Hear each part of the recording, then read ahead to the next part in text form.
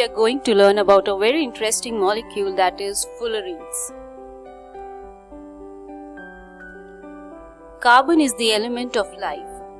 You, me, sugar, wood, pencil, even the carbon dioxide in the air all contain carbon.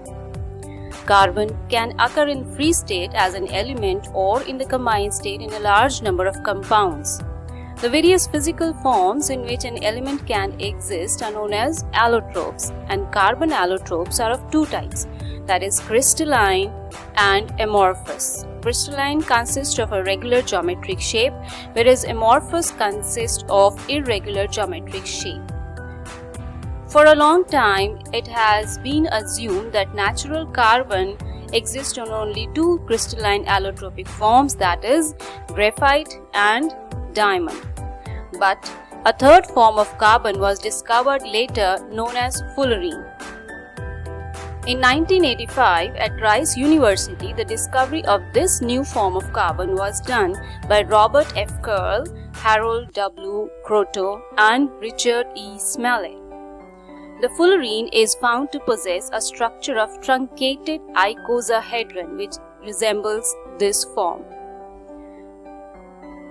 with a carbon atom at each corner of the structure, and these yellow small pecks which you can see over here, these are representing the carbon atoms at the corners, at each corner of the structure.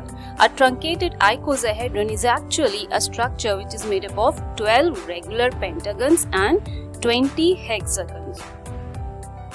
The naming of fullerene backs an interesting story. It was named after a renowned architect, Buckminster Fuller, who designed geodesic dome, which you can see at the back of Buckminster Fuller, consisting of a series of hexagons, pentagons and triangles. The specific molecule with 60 carbon atoms got its name Buckminster fullerene due to its spherical structure resembling geodesic dome of Buckminster Fuller.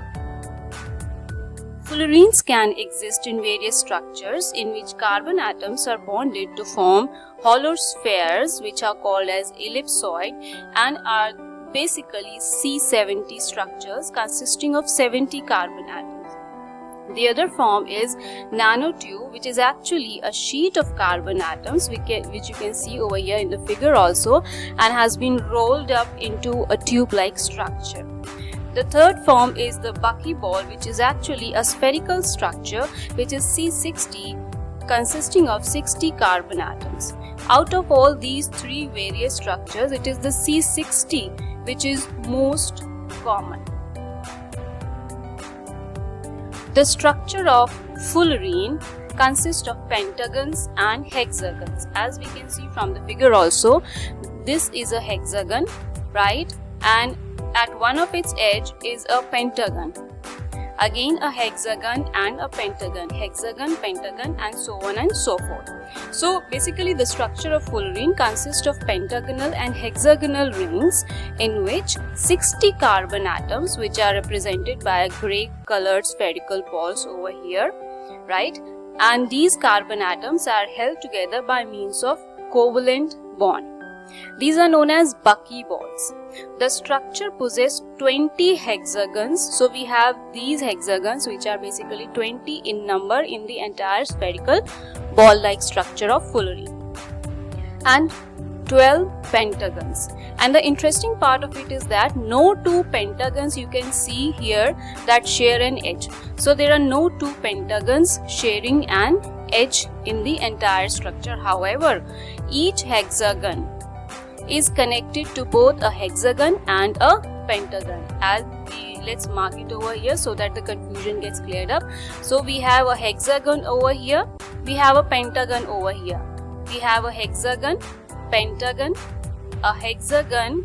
We're just representing a small part of the entire sphere to get it more clear.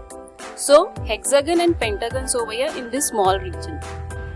As you can see, a pentagon is there, but no two pentagons are sharing an edge. all the three pentagons are isolated from one another. However, a hexagon shares its edge with pentagon as well as hexagon also. So this hexagon, if we label it, it is sharing one of its edge with pentagon as well as hexagon also. So each carbon is connected to three other carbons. Like for example, I label this as carbon number 1. It is connected to carbon number 2, 3 and 4 by means of a chemical bond. So here one carbon is getting connected to three other carbon atoms, and the same structure pattern is followed in C70 as well as in C80 also, wherein 70 and 80 carbons respectively are present in the structure, forming a closed cage-like structure. It consists of two types of carbon-carbon bonds, that is the single bonds and the double bonds, and therefore we can say that it has two bond lengths, that is 6-6. That means the rings that possess 6 carbon atoms. Here 6 represents the ring having 6 carbon atoms. So 6-6 ring bonds are there, which are actually the double bonds, and 6-5 ring bonds are there, that is between a hexagon and pentagon. Okay, so 6-5 represents the hexagon and the pentagon. Ring bonds are there, which are basically the single bonds. So the bond between a hexagon and a pentagon is actually a single bond, and between two hexagons it is a double bond, which is definitely a shorter bond than the single bond. Right. The hybridization in this structure is actually sp2 due to the partial double bond character in it. Coming to the stability of the structure, the stability of C60 molecule is due to the structure in which carbon atoms are arranged at the 60 vertices of a truncated icosahedron that we had studied in our previous slide, that is composed of actually 32 faces, a structure which is analogous to a soccer ball. So it represents a soccer ball having 32 faces. The bowl shape or the concavity, you can see over here. Here it is a pentagon, hexagon, hexagon, hexagon. So a pentagon is surrounded by all hexagons like this. It's like this, right? So this is a planar structure and it becomes concave like this. If you bend this structure, make it concave, it will be seen like this form. So actually the bowl shape or the concavity at each sp2 carbon center introduces some strain into the molecule. But however, the high symmetry of the molecule distributes the strain evenly across the entire structure, and this is how the fullerene is stable in form, because the strain gets distributed throughout the structure.